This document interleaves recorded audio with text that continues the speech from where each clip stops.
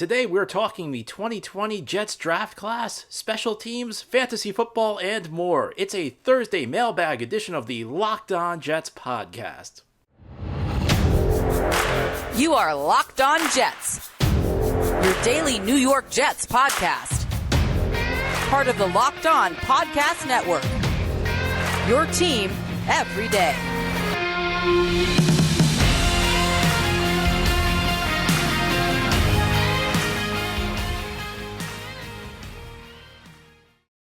Welcome. This is the Locked On Jets podcast, part of the Locked On Podcast Network, your team every day. It's Thursday, June 2nd, 2022, and I'm your host, John B. from GanggreenNation.com, thanking you for making this show your first listen or your first watch every day. We are free and available on all platforms, including YouTube. If you like what you see or hear, hit that subscribe button. You'll never miss an episode. And if you're watching on YouTube, please give this episode a big thumbs up. Helps the channel out and helps other Jets fans find Locked On Jets. Well, we are officially on off-season mode in the podcast, so we will not be doing daily episodes Monday through Friday until the beginning of training camp. Then we'll be back in our regular routine, but we're in the summer right now. I'm actually on the road this week, but I did want to give you an episode, so we are going to do our mailbag this week. It's going to be on Thursday. Typically, our mailbag shows are on Wednesday, and I'll do my best to do more frequent shows in the weeks ahead, but as I mentioned, I'm on the road this week. Thank you to everybody who sent in questions. And we begin with a question about the 2020 draft class. John, it seems the 2020 Jets draft class may be the weakest of Joe Douglas's term so far, but can it still be a strong class? In your opinion, what improvements would the 7 remaining players drafted in 2020 have to show this year for the class to end up being a strong one? Well, I did an episode on this a few weeks back, so if you want a more detailed explanation, you can go check out that episode.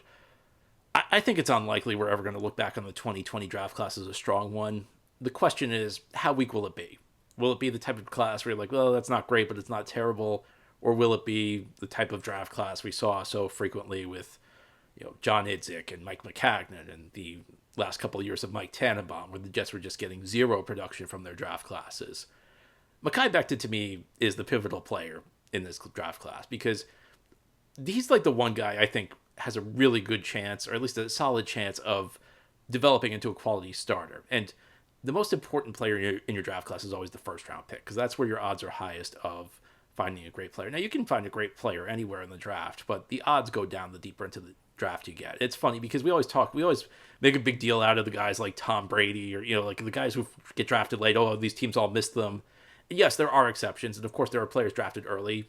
I mean, it's about half. Your bust rate in the first round still, I think, roughly around half from the numbers I've seen. But generally speaking, teams get it right. The majority of great players are taken in the first round. The round with the second most great players is second round. Third round is third, and so forth. Your first round pick really matters, and we may be having a different discussion if Mekhi Becton stays healthy last year. But of course, health is part of the evaluation. But Mekhi Becton, I think people are kind of underselling how good he was as a rookie. I honestly think people are reading too much into what happened in training camp last year, because it seemed like every day there were reports out that Carl Lawson was dominating Mekhi Becton. But that's training camp. And Lawson is the type of rusher who I think it would give Becton problems anyway. Becton's, stylistically, I just think Lawson's a tough matchup for Becton. Becton's not going to be great against everybody. Everybody has their own weaknesses. So I didn't read too much into that. I think people are combining the fact Becton didn't play with the reality that the only news we really got on him last year was how he was losing every day to Lawson at training camp. But there were like a bunch of other reasons you should not read too much into training camp. But at the end of the day, Becton actually played pretty well, I think, his rookie season. The question is, can he stay healthy? Because if he stays healthy, I think he's going to help the Jets a lot in the run game. And I don't think he's that bad of a pass protector. Now, beyond Becton, it's difficult to see where the improvements come from. Now, listen, anybody who's still with the team, so, you outside of the guys who are gone, Cameron Clark had to retire because of an injury, James Morgan is gone.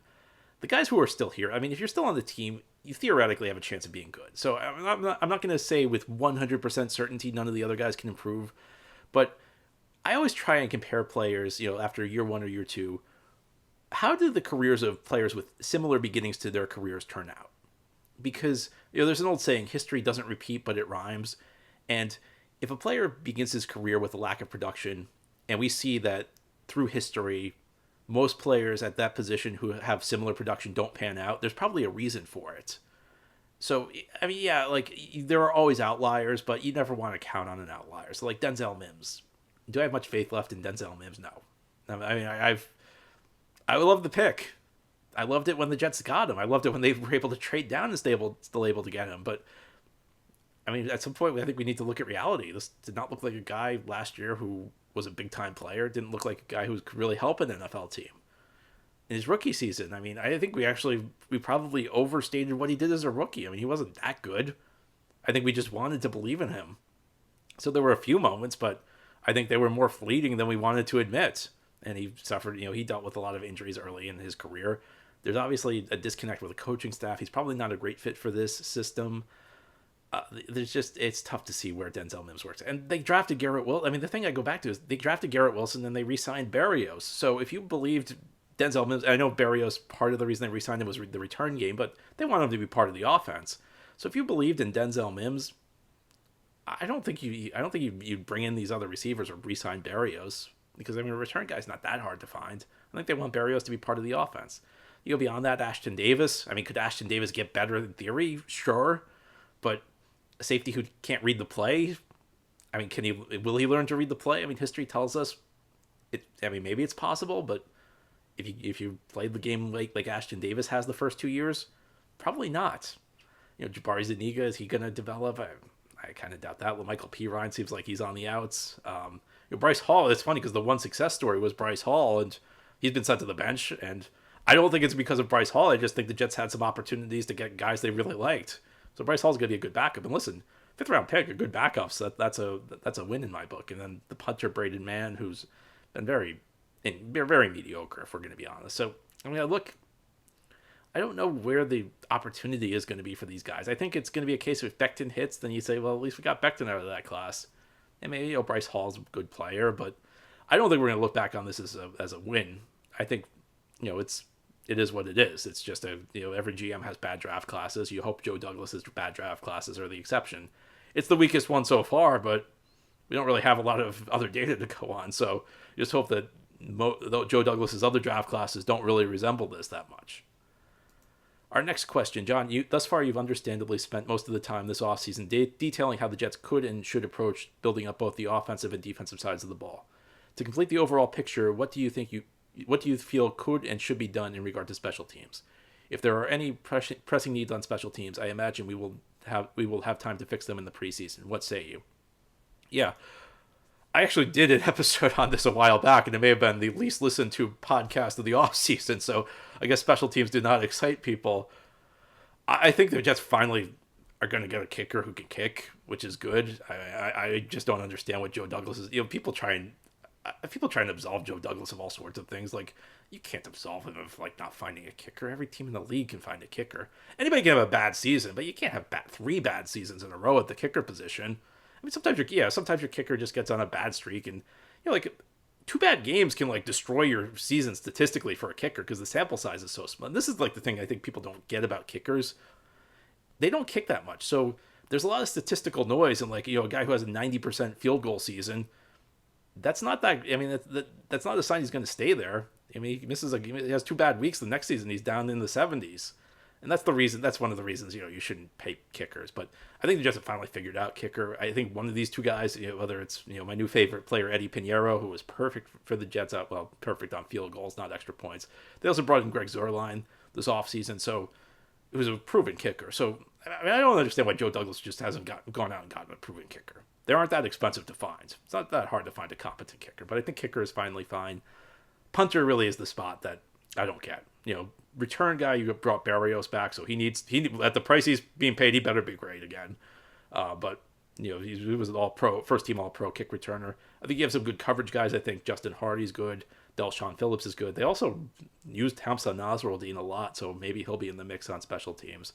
Delshon Phillips was a guy I pointed out on my website, ganggreennation.com. I wrote about him a couple times because I did not want his special teams contributions to fly under the radar. So, I mean, I think they actually are pretty decent there. I think the one spot the question is the punter. Braden Mann was not great a year ago. He just was not. And the thing, and he did improve over his rookie season. His rookie season was awful. His second season, he was kind of like middle of the pack. But the thing is, when he got hurt, they brought in Thomas Morstead, and Morstead was a top 10 punter.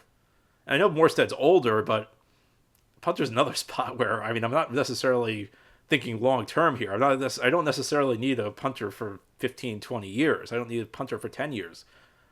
I can always find a punter. So for me, like, this isn't a spot where like age should matter to the extent it should maybe at other positions where you're looking for longer term players. I really wonder whether the Jets made a mistake letting Morstead go and bringing back Mann after he's returned from injury. So I'm not sure about punter. Now, Braden Mann did lead the NFL in punting yards in 2020 under the Adam Gase, Sam Darnold offense because he's on the field punting so much, but his punts were not very good. Punter, I think, is the spot. I don't know what they have there. I think everywhere else, I mean, you got good return. You got first team All-Pro return guy. You got one of the two kickers should be good, at least, I would think. You got good coverage guys. Punter's the spot I kind of question. Now, ahead here on the Locked On Jets podcast, we will continue our weekly mailbag. I'll give you some thoughts on fantasy football as you prepare for your draft. That's ahead here on this Thursday mailbag episode. Of course, we're hoping the Jets will have plenty of special moments in the upcoming 2022 season. You should know that at BlueNile.com, you can celebrate all of life's special moments, from creating the custom engagement ring of her dreams to gifting a classic and timeless jewelry piece, all at prices you won't find at a traditional jeweler. Whether you're ready to pop the question or you're celebrating a milestone moment, find jewelry as unique as her with the modern convenience of online shopping at BlueNile.com. Build the engagement ring of her dreams or celebrate life's special moments with fine jewelry. No matter what you're looking for, Blue Nile has jewelry experts on hand 24/7. So make your moment sparkle with jewelry from BlueNile.com, and Locked On Sports listeners get $50 off purchases of $500 or more. This podcast exclusive includes engagement. Use code Locked On. That's code Locked On. It's one word with no space, LOCKEDON. Plus, every order is insured, ships free, and arrives in discreet packaging that won't give away what's inside. Shop stress-free and find your forever peace. Go to BlueNile.com today. Of course, we're hoping the Jets win plenty of games this year and inject their franchise with energy. But if you're a business owner, you don't want to deal with energy decisions. They're a big hassle. You just want your business to run smoothly, and you want to pay a fair rate for power. But coming off the back of one of the highest priced winters of the last decade, if your business was on a purely variable or a market rate, you paid out the nose. Many New York business owners switched suppliers out of frustration, but unless they chose alternative pricing options, they're still at risk for a January repeat. That's where Catalyst Power comes in. They partner with you or your trusted energy consultant to produce a power supply plan that fits your business and your market risk tolerance. They have a suite of options customizable for your business's needs, including options that bundle with or focus on renewable energy. And right now in New York, they're offering an on-site solar solution for your business that requires zero installation, maintenance, or material purchase costs. That's right, no CapEx cost for you. And to sweeten the deal, qualified businesses could be eligible for up to 6 months of at-cost energy supply from Catalyst Power. Go to catalystpower.com/LockedOnJets to learn more. Thank you for making Locked On Jets your first listen or your first watch every day. We're free and available on all platforms. We continue with our mailbag show today. Our next question is about fantasy football. Which Jets player do you think will provide the most fantasy value come draft season? I'm going Breece Hall for a couple reasons. First of all, I just think if you get a running back who's kind of his go-to guy, there aren't that many of them in the league, and I think Breece Hall is going to be one of them. Now, I'm not saying draft Breece Hall in the first or second round, but you get into the later rounds. Rookies are usually available. I think Breece Hall would be a really good value pick for you because the Jets are going to this is going to be a run-first offense, I think. And I think Breece Hall is going to be the beneficiary of that, and I think he's going to be really good. So philosophically, I'm a big believer in grabbing as many running backs early as possible. So Breece Hall is my guy. Next question. Which non-Jets players will you be investing in the most? And I go back to what I said. I mean, I think early in the draft, I'm trying to grab as many running backs who are, as close to 3 down backs as I can, because you can get a receiver. The other position I like to get early is get a Travis Kelce at tight end, because there just aren't many tight ends who make a difference. So Travis Kelce is always a guy I target in the early stages of the draft, because there's such a gap. There's such a gap between the first tier of tight ends and everybody else. So I try and go for the positions where there's a big gap. Whereas like at wide receiver and quarterback in fantasy, I typically find that the difference between the best guy and like the 6th or 7th best guy, not that great. But if you want better advice, you can go check out Vinny Iyer at Locked On Fantasy Football. He was a guest on the podcast back during the Jets bye week. He's got great advice for you. He does a great show there, so check that show out if you want probably better fantasy advice. And are you the kind of guy who prefers snake drafts over auction drafts? I can't believe those kinds of people exist. I've only ever done snake drafts, so I've never done an auction draft, so I can't answer that. The only type I've ever done is the snake draft. So I'm sorry.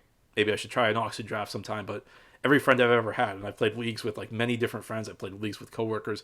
I've never done an auction draft. So maybe that's something I should check out.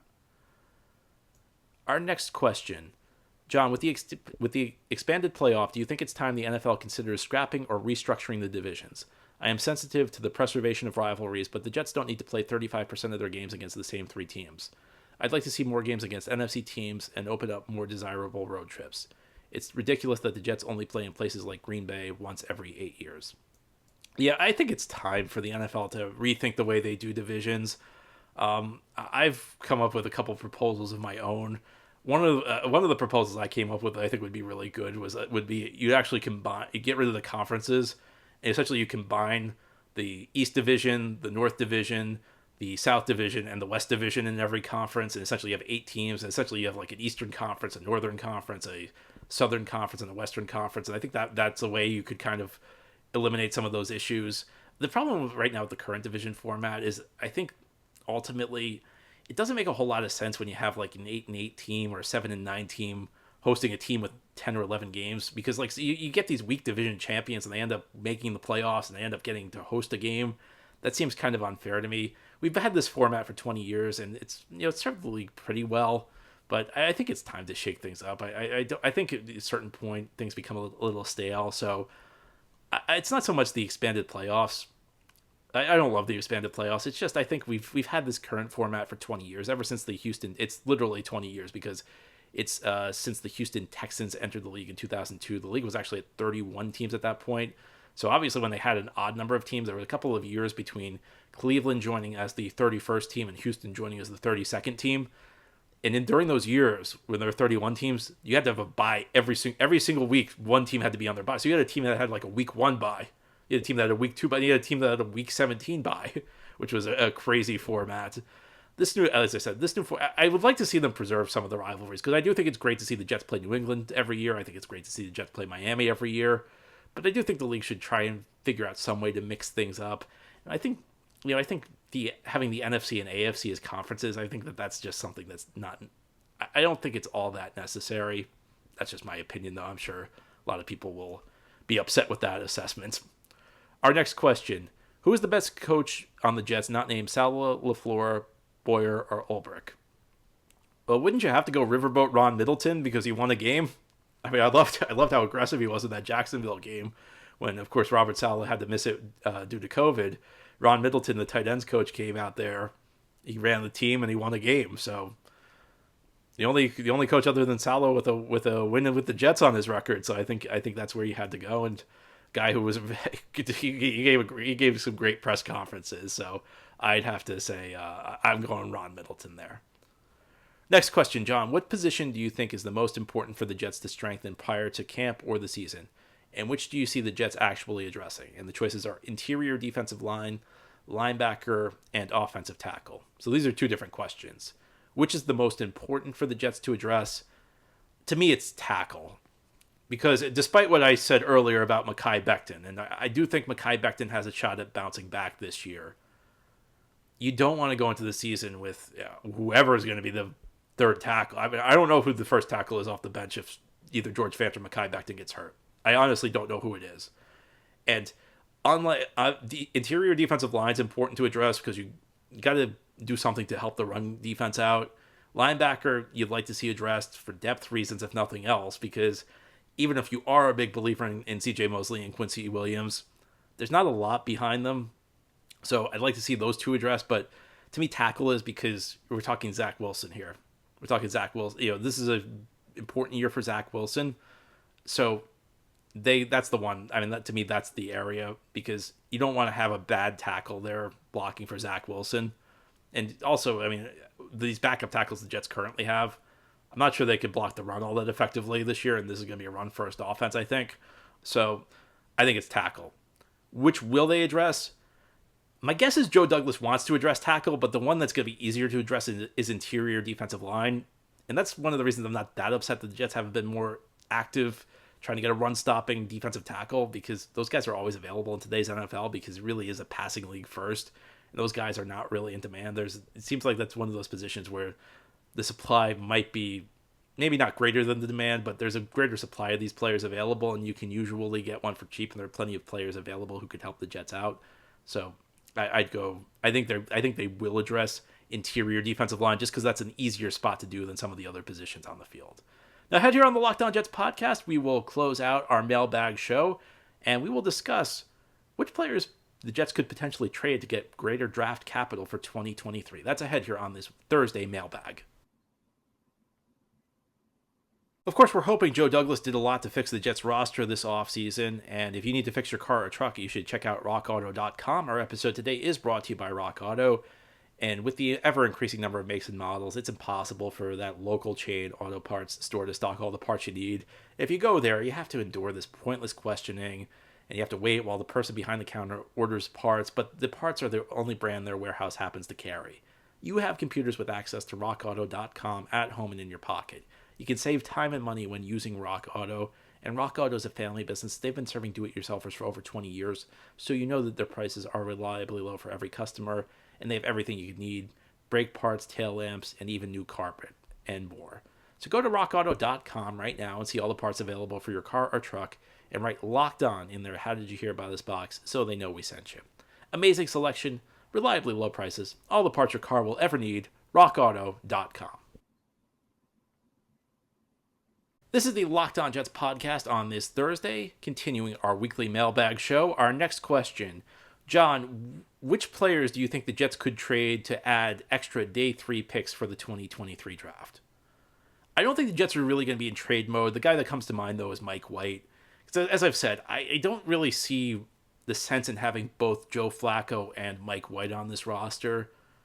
And, I mean, there's really no reason to have Joe Flacco unless he's going to be the backup quarterback. And while I guess Mike White could be a very good number 3 quarterback, and while, yes, the Jets actually did use their number 3 quarterback last year, I just don't know that, it makes sense to carry all of these guys to have this expensive. I mean, you have a very expensive backup quarterback room right now, and it's not that great. So I think Mike White's the guy. And I go back to just everything that the Jets have done tells me they don't really believe Mike White can win, and they don't believe that the Cincinnati game was anything other than a fluke, because they traded right after Zach Wilson got hurt last year. They traded for Flacco, so that's a sign right there. I mean, I don't think they traded for Flacco to be like a temporary backup. And the other reason I say that is, as soon as Flacco was ready, as soon as Flacco felt comfortable with the playbook, they put him in for Miami. They benched Mike White, so I think Mike White's the guy who could be traded unless Flacco gets hurt or something. I think the Jets might be waiting around, seeing if the team needs a backup quarterback, and they might flip Mike White perhaps for a late round pick. That's just my guess. Our next question: much has been made of the lack of quality linebacker for the Jets. However, I think this criticism comes without understanding the decline in the value of linebackers across the league. In a league where we only see one linebacker play more than 80% of the snaps on the field, and safeties are starting to wear the green dot, where do you rate the Jets linebackers relative to other teams in the league? Well, I think that's a good point, actually. There really are not that many great linebackers, because in today's NFL, because it's a passing league, a great linebacker is able to cover, and there really are not. I hear everybody complains that their team doesn't have cover linebackers, but there just aren't that many linebackers who can cover in today's league. So that's true. A lot of systems, the linebacker doesn't have that much importance. I think Salah's defense, though, the linebacker has more importance than he does in a lot of other schemes. So I don't think it's outrageous to say, the Jets linebacking group's not that great. I think CJ Mosley's okay. He's not the player he was in Baltimore, and he's in a different role. I mean, they took a guy who played a very different style of football in Baltimore, where he went to all those Pro Bowls, and they've kind of asked him to be more of a sideline to sideline guy. They've asked him to. It's just not really his strength. And Quincy Williams is a guy who I view as kind of like a good backup, a not great starter. It's not a disaster situation, so I would guess. I mean, I would have to guess it's probably it's below average, but not at the absolute bottom of the league. That would be my guess. It's not horrendous, but it's probably a little bit below, maybe slightly below average. I guess that would be where I'd put Williams and Mosley, and you hope Quincy Williams can improve, but it's not a great group. I do think Salah's defense requires a little bit more from its linebackers than most defenses do. So I think the Jets want to play two linebackers a lot of the time. I don't think this is going to be a defense where you're going to see one linebacker on the field that much. I think it's going to be a lot of Williams, a lot of Mosley this year. So I think it's a concern. I think it's less of a concern now that you have good corners because you can press the line of scrimmage anymore. You can have the corners cover the flat. The linebackers won't have to buzz out there on every play. I think they're going to ask less of their linebackers this year, so it's less of an issue. And overall, it is true. The linebacker on defense in today's NFL, you can make a case it's the least important position on the field in most defenses. And our last question, John, when you go to a game, where do you prefer to sit? What's your ideal seat? Well, it's funny you asked this because this topic came up the other day. I've been traveling this week. I'm actually in San Diego, California, and I went to a San Diego Padres game at Petco Park the other day. Beautiful ballpark. I've seen the games on TV. The TV doesn't do it justice. San Diego is a great city overall if you've never been. But I sat in the second level, first row, and for me, it's always about what row you're in at a particular level. I'd rather be in the upper deck in the first row than a lower level on the back row. I always like to be near the front of whatever section I'm in. So if I'm on the second deck, first row, I'm feeling good. If I'm in the first level, if I'm on the first level and I'm all the way in the back, it's not as good. Today's modern stadiums, though, no matter what sport you're in, unless you're in like a really old stadium, there's usually not a bad seat in the house. Like when they build these things, they figure out how to make sure everybody has good sight lines. But it's not so much where I sit. It's just I want to be in the first row, whatever section I'm in, so that way I can just watch the game unobstructed. Anyway, that's all for our show today. Thank you for listening. Thank you for watching. This has been the Locked On Jets podcast, part of the Locked On Podcast Network. If you enjoy the show, hit that subscribe button. Big shout out to subscribers to this podcast. And if you're watching on YouTube, big thumbs up. It helps the channel out, and it helps other Jets fans find the podcast. Have a great weekend, everybody. We'll be back next week with more Jets coverage.